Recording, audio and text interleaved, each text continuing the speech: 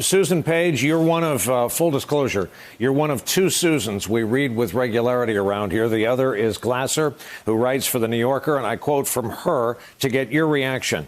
Although the president himself is unchanged, the context around him is very much altered. In the history of the Trump presidency, there will be a before impeachment and an after. Your view of that?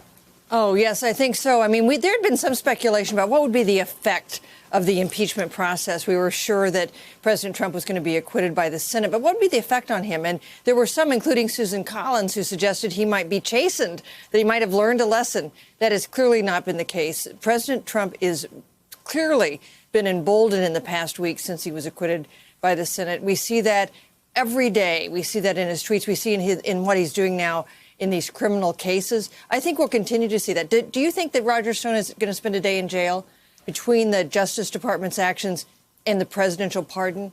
I would be, if I had a farm, I would not bet it on the idea that Roger Stone will actually spend a night in jail. Well, Josh, let me give you 30 seconds on this because this judge is now in a tough spot. And the chief judge yesterday put out a statement kind of covering her employees, saying this office is not affected by outside pressures.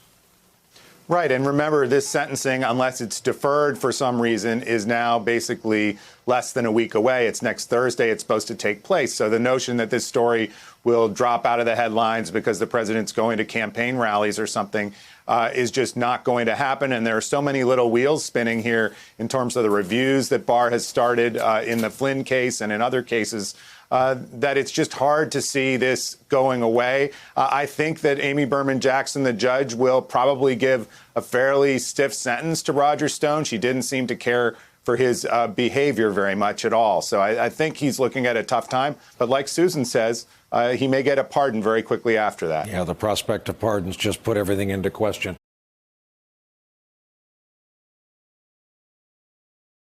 Hey there, I'm Chris Hayes from MSNBC. Thanks for watching MSNBC on YouTube. If you want to keep up to date with the videos we're putting out, you can click subscribe just below me or click over on this list to see lots of other great videos.